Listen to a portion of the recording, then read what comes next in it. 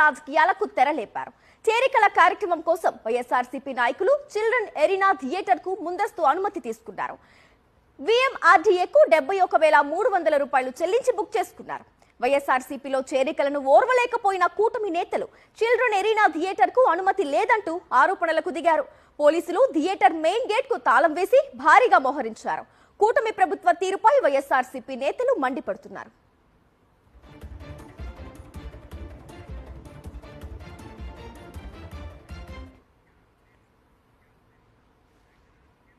అంశానికి సంబంధించి పూర్తి డీటెయిల్స్ అందించేందుకు మా కరెస్పాండెంట్ నాయుడు లైవ్ ద్వారా జాయిన్ అవుతున్నారు. నాయుడు, ఏదైతే ఆనందంగా ఇప్పుడు చాలా మంది కూడా వైఎస్ఆర్ పార్టీలోకి చేరనుండటంతో అక్కడ ఆల్రెడీ అనుమతి తీసుకున్నా కూడా ఇప్పుడు అనుమతి లేదు అంటూ వాళ్ళు ఎందుకు ఇట్లా వ్యతిరేకిస్తున్నారు, అసలు ఈ అంశాన్ని ఎలా చూడొచ్చు అంటారు నాయుడు?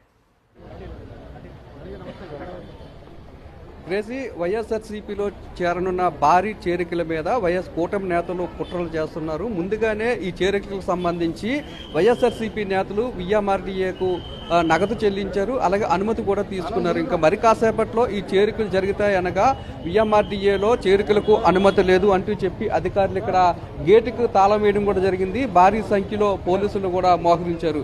ఇటు పోలీసులు వ్యవహరిస్తున్న తీరు మీద కానీ లేదంటే ఈ చేరికలు అడ్డుకోవడం మీద కానీ వైఎస్ఆర్సీపీ నేతలు మండిపడుతున్నారు. ఇదే అంశం మీద మనతో మాట్లాడడానికి విశాఖ నగర వైఎస్ఆర్సీపీ అధ్యక్షులు KK రాజు గారు. సార్, ముందుగా అనుమతి ఇవ్వడం తర్వాత మళ్ళీ లేదని చెప్పడం దేనికి సంకేతం అనుకుంటున్నారు? ఈ చేరికలు చూసి కూటమి నేతలు భయపడుతున్నారు అనుకుంటున్నారు. ఈ రోజు జగన్మోహన్ రెడ్డి గారి యొక్క నాయకత్వ లక్షణాలు వచ్చి జగన్మోహన్ రెడ్డి గారి మీద అభిమానంతో ధర్మాల ఆనంద్ ఒక 1000 మందితో ఈరోజు వైఎస్ఆర్ కాంగ్రెస్ పార్టీలో చేరటానికి అన్ని ఏర్పాట్లు కూడా చేసుకుని VMRDA హాల్కి అమౌంట్ పే చేసి అఫీషియల్గా హాల్ బుక్ చేసుకుని లోపల కూడా నిన్న రాత్రి నుంచి కూడా లోపల స్క్రీన్స్ కానీ ఫ్లెక్సీలు కానీ మీటింగ్ సంబంధించి అన్ని ఏర్పాట్లు కూడా చేసుకుని ఈరోజు ఈ ప్రాంతంలో కూడా స్వాగత ఏర్పాట్లు అన్నీ కూడా చేసుకున్న తర్వాత కేవలం వైఎస్ఆర్ కాంగ్రెస్ పార్టీ ఈ నగరంలో బలోపేతం అవుతుంది. ఇది ఈ తెలుగుదేశం నాయకులకు సంబంధించిన చేతగానితనం వల్ల ఈ ప్రభుత్వం ప్రజలు ఇచ్చిన అధికారాన్ని ప్రజా ప్రయోజనాల కోసం కాకుండా పూర్తిగా అధికార దుర్వినియోగం పాల్పడి చంద్రబాబు నాయుడు గారు ఒక అసమర్థ పరిపాలనకి నిదర్శనంగా ప్రజలందరూ కూడా చంద్రబాబు నాయుడు గారి పరిపాలన వ్యతిరేకిస్తున్నారు అని ఉద్దేశంతో వాళ్ళ అభద్రతా భావంతో ఒక పిరికి పంద చరిగా ఒక పార్టీలో అయ్యే జాయినింగ్ని ఇలా గేట్లు తాళాలేసి నిర్బంధించి ఆపడం అనేది ఇది అప్రజాస్వామికం. పూర్తిగా అంబేద్కర్ గారి రాజ్యాంగాన్ని పక్కన పెట్టి ఈరోజు రెడ్ బుక్ రాజ్యాంగం జరుగుతుంది. అంబేద్కర్ రాజ్యాంగానికి విలువ లేదు. ఈ కూటమి నాయకులకి ముఖ్యమంత్రిగా చంద్రబాబు నాయుడు గారికి ప్రజాస్వామ్యం మీద నమ్మకం కానీ ప్రజాస్వామ్యం మీద గౌరవం కానీ లేదనే దానికి ఇదే నిదర్శనం. ఏది ఏమైనా ఇది ఒక పిరికి పంద చర్య. మీకు నిజంగా మీకు చిత్తశుద్ధి ఉంటే, మీకు దమ్ము ధైర్యం ఉంటే మీరు ఏదైతే ఎన్నికల ముందు జగన్మోహన్ రెడ్డి గారు ఇచ్చిన హామీలన్నింటినీ కూడా అమలు చేస్తాం, సూపర్ 6 చేస్తాం, సూపర్ 7 అమలు చేస్తామన్నారో ప్రజలు ఇచ్చిన అధికారాన్ని సద్వినియోగపరుచుకొని వాటన్నిటినీ కూడా మీరు అమలు చేయండి తప్ప ఈ విధంగా పార్టీలో ప్రజాస్వామ్యంలో ఎవరు ఏ పార్టీలైనా కొనసాగే హక్కు ఉంది. ప్రజాస్వామ్యంలో ఎవరు ఏ పార్టీలైనా జాయిన్ అవ్వచ్చు, ఎవరు ఏ పార్టీ నాయకులతో అయినా కలిసి పని చేయొచ్చు. ఇంత దుర్మార్గమైన ఇంత హేయమైన అప్రజాస్వామ్యకి ఈ రాష్ట్రంలో జరగడం అనేది చాలా దురదృష్టకరం.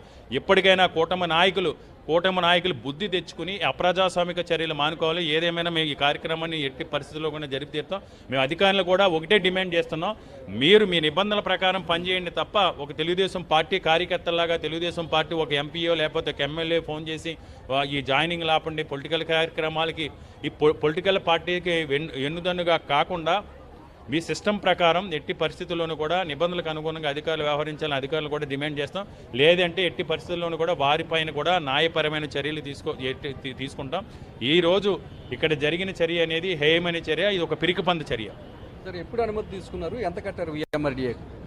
గత 13వ తారీఖున 10 రోజుల ముందు క్లియర్గా ఇది ఒక వైఎస్ఆర్ కాంగ్రెస్ పార్టీలో చేరుతున్నామని చెప్పేసి మా దగ్గర ఉన్నటువంటి ధర్మాల ఆనంద ఎవరైతే ఉన్నారో అతను వచ్చి అఫీషియల్గా డబ్బులు కట్టి పర్మిషన్ తీసుకున్న తర్వాత మరి నిన్న మధ్యాహ్నం నుంచి కూడా లోపల డిజిటల్ స్క్రీన్ కానీ ఫ్లెక్సీలు కానీ ఇక్కడ ఆర్చ్ కానీ ఇవన్నీ కూడా ఏర్పాట్లు చేసుకున్నప్పుడు ఈరోజు మీరు ఇది పొలిటికల్ ఈవెంట్ అని చెప్పేసి మీరు ఎవరైతే ఈ కూటమి అధికారులు కూటమిలో ఉన్నటువంటి నాయకులు ఉన్నారో వాళ్ళు వైఎస్ఆర్ కాంగ్రెస్ పార్టీకి జగన్మోహన్ రెడ్డికి విశాఖపట్నంలో క్రేజ్ వచ్చేస్తుంది, ఇంతమంది ఒకేసారి జాయినింగ్ అని చెప్పేసి వాళ్ళ కన్నుగుట్టి ఈరోజు ఇటువంటి దుశ్చర్యకి పాల్పడుతూ ఉన్నారు.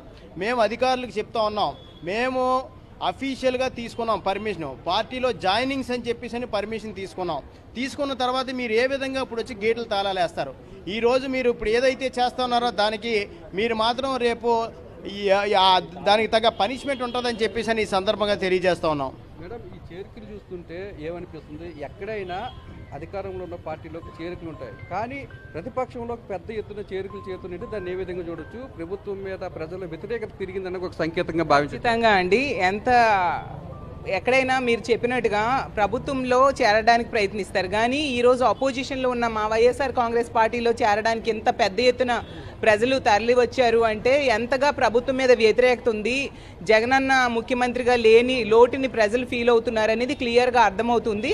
దాన్ని చూసి వారవలేక వాళ్ళ చేతకానితనం వైఫల్యాల్ని ప్రజలు గుర్తించారు. వాళ్ళు సరిగ్గా పరిపాలించట్లేదు, ఇచ్చిన హామీలు ఏ ఒక్కటి నెరవేర్చలేదు, అలాగే మహిళలకు రక్షణ ఇవ్వట్లేదు, అన్ని రకాలుగా ప్రభుత్వం వైఫల్యం చెందింది. కాబట్టి దానిని కప్పిపుచ్చుకోవడానికి ఈరోజు ఈ ధర్మాల ఆనంద్ అనే ఆయన 1500 మంది పైగా జనాలతో ఈరోజు వైఎస్ఆర్ కాంగ్రెస్ పార్టీలో చేరడానికి ప్రయత్నించడం, 10 రోజుల క్రితమే ఇక్కడ పర్మిషన్ తీసుకోవడం జరిగింది.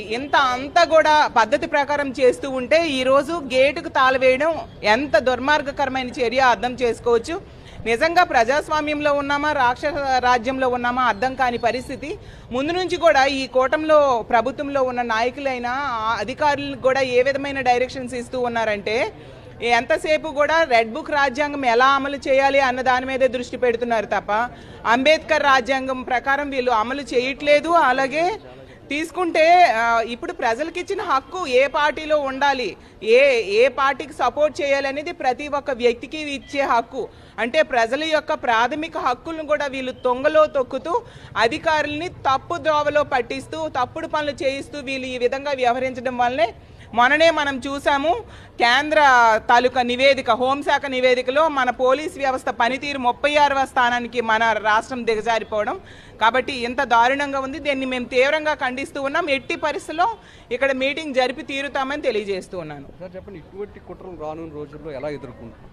ఖచ్చితంగా జగన్మోహన్ రెడ్డి గారికి వస్తున్నటువంటి ప్రజాదరణ, ఈ ప్రభుత్వం మీద పెరుగుతున్నటువంటి వ్యతిరేకతని చూసి తట్టుకోలేక ఓర్వలేక వంకలేనమ్మ డొంకటికి ఏడ్చింది అన్నట్టు ఈరోజు తాళాలు మీరు గేట్లకు వేయగలరేమో తప్ప ప్రజల మనసులకో జగన్మోహన్ రెడ్డి గారి మీద ప్రజలు ఉన్నటువంటి అభిమానానికో తాళాలు వేసే శక్తి కూటమి ప్రభుత్వానికి లేదు.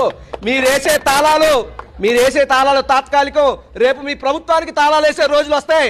ఆ రోజు మిమ్మల్ని ఇళ్లలోంచి బయటికి రాకుండా, రాజకీయాల్లో లేకుండా ప్రజలు తీర్పిచ్చే రోజు వస్తుంది. అధికారం ఇచ్చారని చెప్పి అహంకారంతో పరిపాలించొద్దు. జగన్మోహన్ రెడ్డి గారు అధికారం ఉంటే మమకారంగా పరిపాలించాడు. ఈ రోజు ఆ అభిమానంతోనే వందలాదిగా వేలాదిగా యువత వస్తున్న ఈ రకమైనటువంటి కార్యక్రమాలు చేయడం దుర్మార్గం అని చెప్పి తెలియజేస్తున్నా. అధికారులు నిష్పక్షపాతంగా వ్యవహరించాలని కూటమి నేతల ఒత్తిడికి తలగుతే సహించేది లేదంటే ఎట్టి పరిస్థితుల్లోనే కూడా ఇక్కడే ఈ కార్యక్రమాన్ని నిర్వహించి తీరుతామని ముందుగానే అనుమతి తీసుకున్నప్పటికీ కూడా ఎందుకు అడ్డుకుంటున్నారని చెప్పి వైఎస్ఆర్సీపీ నేతలు, కూటమి నేతలు ప్రశ్నిస్తున్నారు. కూటమి మీద రోజు రోజుకి వ్యతిరేకత పెరుగుతుంది కాబట్టి పెద్ద ఎత్తున వైఎస్ఆర్సీపీలో చేరికలు ప్రారంభమయ్యాయని దాన్ని చూసి వార్వలేకనే ఈరోజు విఎంఆర్డీఏ ఎరీనా చిల్డ్రన్ థియేటర్కు కూటమి నేతలు అధికారుల మీద